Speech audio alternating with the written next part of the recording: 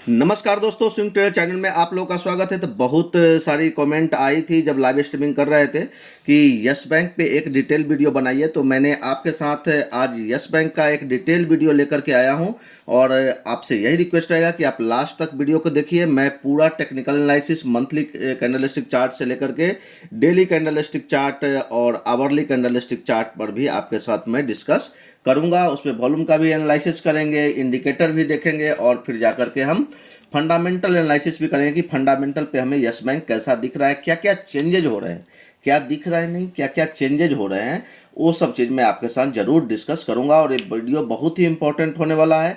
तो वीडियो को लाइक कर दीजिए, चैनल को सब्सक्राइब कर दीजिए अगर नए हैं तो। अगर पुराने हमारे व्यूअर हैं तो जरूर अपने फ्रेंडों के साथ भी शेयर कीजिए, क्योंकि आपको पता है कि किस तरह की इन्फॉर्मेशन आपको मिलती है और किस तरह की टॉप लेवल की एनालिसिस हम करके आप लोगों के साथ शेयर करते हैं। तो चलिए सबसे पहले हम लगा देते हैं मंथली कैंडलस्टिक चार्ट। तो ये मंथली कैंडलस्टिक चार्ट लगा हुआ है। मैं बार बार उस बात को रिपीट नहीं करना चाहता कि मैं कहाँ पे आपको बताया था और कहाँ पे हमने बाइंग की थी।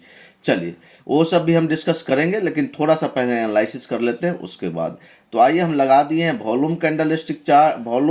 वॉल्यूम का कैंडल यहाँ पे वॉल्यूम बार देखने को मिलेगा और जहाँ पे भी फॉल हुई है और रिकवरी हुई है, जहाँ बॉटम के पास जहाँ भी आप देखेंगे ग्रीन कैंडल बनी है, तो वहाँ पे वॉल्यूम देखिए, वॉल्यूम कितनी हाई है। ये मंथली कैंडलस्टिक का चार्ट का हम बात कर रहे हैं। तो जहाँ जहाँ ग्रीन कैंडल है वहाँ पे वॉल्यूम देखिए और जहाँ रेड कैंडल है वहाँ पे वॉल्यूम देखिए। तो ये चीज़ आप, ये मंथली कैंडलस्टिक चार्ट है। तो जहाँ भी वॉल्यूम हाई है और ग्रीन कैंडल बने हैं तो वॉल्यूम बहुत हाई है। ये चीज़ आपको क्लियरली दिख रहा होगा यहाँ चार्ट पे, ठीक है। तो अब हम आपको दिखाना चाहते हैं कि वीकली पे क्या है। तो मंथली पे तो हमें लग रहा है कि यहाँ से एक अच्छी खासी रिवर्सल हमें देखने को मिल सकती है और एक काफ़ी क्लीन चार्ट आपके साथ रॉ चार्ट मैं शेयर कर रहा हूँ। तो अब आते हैं हम वीकली कैंडलस्टिक चार्ट पे। मंथली में कहीं से कोई दिक्कत नहीं है। और हम लोगों ने कहाँ पे बाइंग की थी, तो हम लोगों ने राउंड फिगर में 17 के आसपास बाई की थी। कितने पे?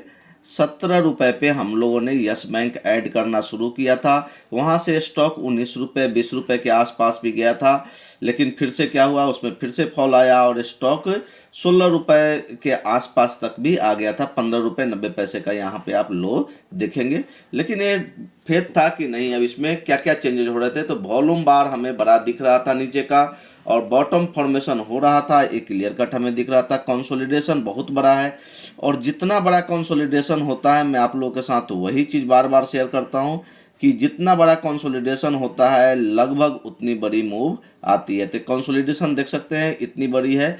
स्क्रीन पे अगर हम यहाँ से ब्रेकआउट के लेवल के नीचे से भी लगाए तो ये लेवल जो है हमें लगभग 100 के आसपास जाता हुआ दिख रहा है। लेकिन आप देखेंगे कंसोलिडेशन कितने साल का है, तो यहाँ से देखेंगे तो 3 साल का आपको कंसोलिडेशन देखने को मिलेगा।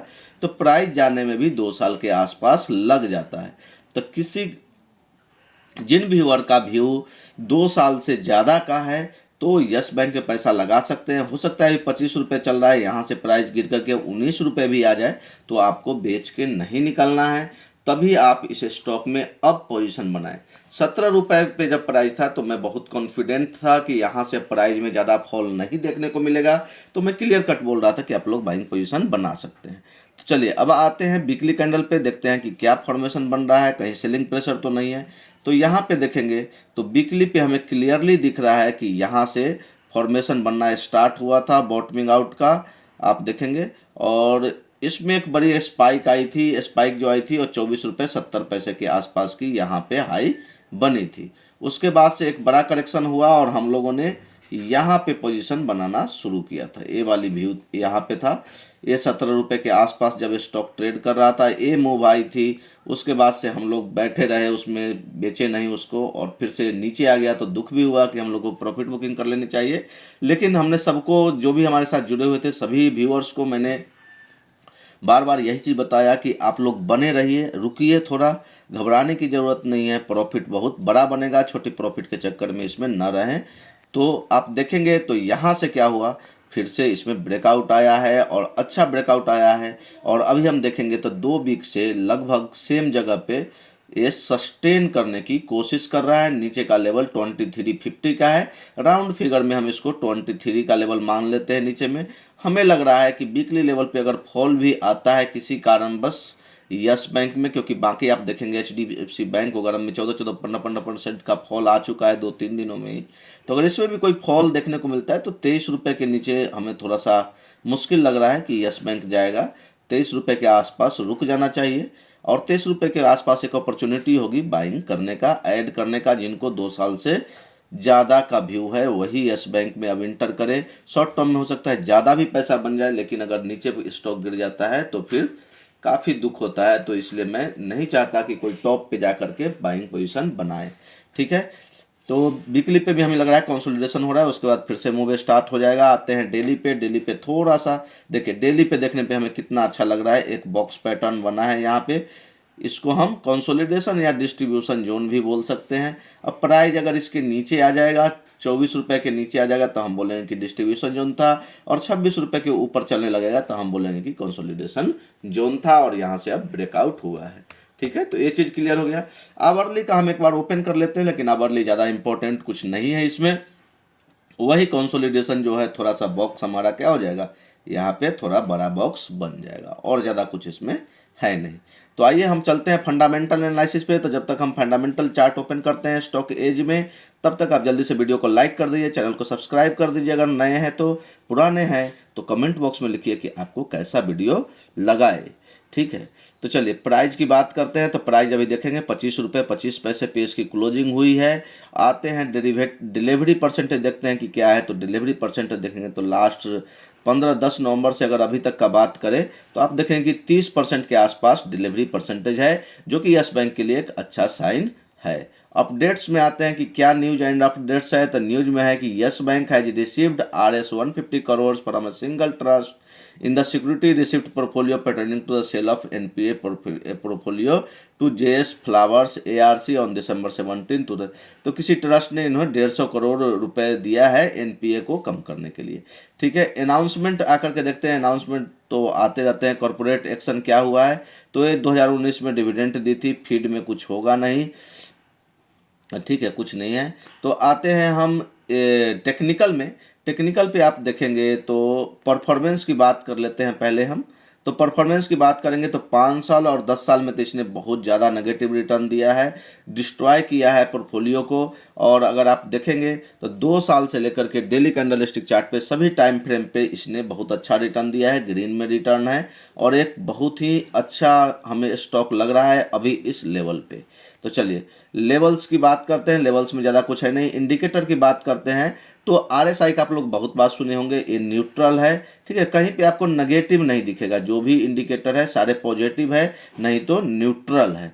ठीक है, तो एक अच्छा साइन है। आते हैं फंडामेंटल, जो कि मेरा मेन एनालिसिस करने का मकसद यही है कि सेक्टर कौन सी है, सेक्टर बैंकिंग है। इंडस्ट्री कौन सी है, इंडस्ट्री प्राइवेट बैंक है। प्राइस क्या है, प्राइस 25 रुपये 25 पैसे है। मार्केट कैप जो है 72,584 करोड़ की कंपनी है, मिड कैप कंपनी है।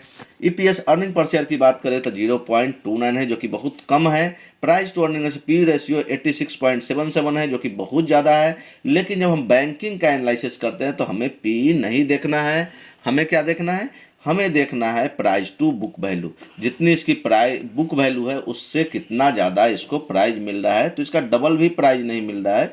तो आप अगर मिड कैप बैंक कोई अगर जाकर के आप देखेंगे प्राइवेट बैंक, तो इसका प्राइस टू बुक वैल्यू जो है यस बैंक का सबसे कम आपको देखने को मिलेगा, जो कि एक बहुत अच्छा साइन है कि यहाँ से प्राइस हमें ऊपर जाता हुआ दिख सकता है। डिविडेंड कंपनी देती नहीं है अभी, क्योंकि खुद ही इनको पैसे की ज़रूरत है, एक्सपेंड करने की ज़रूरत है, फ्रॉड हुआ था इसमें, उस कारण से डिविडेंड कंपनी देती नहीं है। चलिए, तो ये तो रही हमारा फंडामेंटल के बाद आते हैं फाइनेंशियल देखते हैं। तो फाइनेंशियल में देखेंगे तो ग्रोथ हुआ है। SBI वगैरह ने इसको किसी तरह बचा लिया है, SBI और LIC वगैरह मिलके। शेयर होल्डिंग पैटर्न जो कि बहुत अच्छा हमारा इंडिकेटर होता है, तो आप देखेंगे कि सारा होल्डिंग जो है पब्लिक के पास है, 100% होल्डिंग है। FII के पास जो है वो 23.79 है। अब आप कंपेयर कीजिए दिसंबर 2022 से, इसमें होल्डिंग कितनी थी FII की, 23.24 और बढ़ करके हो गई 23.79, जो कि काफ़ी अच्छा साइन है। लगभग 0.5% से ऊपर का इसमें स्पाइक आया है। और एक क्वार्टर अभी रिजल्ट आने के बाद अभी जनवरी चल रहा है, जब इसका रिजल्ट हो जाएगा, जब ये अपडेट हो जाएगा, तो आप देखेंगे कि एफआईआई की होल्डिंग भी यहाँ बढ़ता हुआ आपको दिखेगा। डीआईआई की बात करें तो डीआईआई का 38.20% होल्डिंग थी, जो कि अभी बढ़ करके कितनी हो गई 49.99, मतलब 42% की, लगभग 4% डीआईआई ने इसमें अपनी होल्डिंग बढ़ाई है। इसी कारण से प्राइस बढ़ रहा है, आप लोग इसको समझिए। और नॉन इंस्टीट्यूशन रिटेल इन्वेस्टर की होल्डिंग अगर देखेंगे तो ये देखिए ये कितना था 38.55 था, जो कि घट करके 34.22 हो गया है, मतलब 4% के आसपास इसमें कमी आई है। तो रिटेल इसमें से निकलते जा रहे हैं, एफआईआई और डीआईआई इसमें इंटर करते जा रहे हैं। एक बार जब एफआईआई और डीआईआई इंटर कर गए हैं तो स्टॉक को कम से कम 3 से 4 गुना जरूर वो ले जाते हैं, अगर मिड कैप और स्मॉल कैप स्टॉक है तो। फॉल आएगी इन बिटवीन, लेकिन आपको बने रहना है अगर आप यस बैंक में हैं तो, मेरा यही व्यू है। चलिए, प्रमोटर की होल्डिंग हमने देख लिया है। शेयर होल्डर्स कौन कौन से हैं ये थोड़ा सा हम इसको एनालिसिस करने की कोशिश करते हैं। तो ये शेयर होल्डर्स में आप देखेंगे तो स्टेट बैंक ऑफ इंडिया की बात कर रहे थे, उनके पास 26.13% की होल्डिंग है। बाकी आप ये सारे देख सकते हैं, सबके पास जितने भी बैंक है सब ने इसमें कुछ ना कुछ, LIC ने 4% की होल्डिंग इसमें इंक्रीज की थी, आप लोगों को पता होगा, जब ये स्टॉक 10 रुपये के आसपास था, तब की बात मैं कर रहा हूँ।